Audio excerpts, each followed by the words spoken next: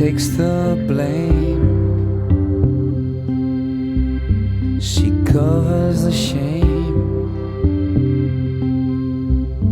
removes the stain. It could be her name, Grace. It's a name for a girl. It's also a thought.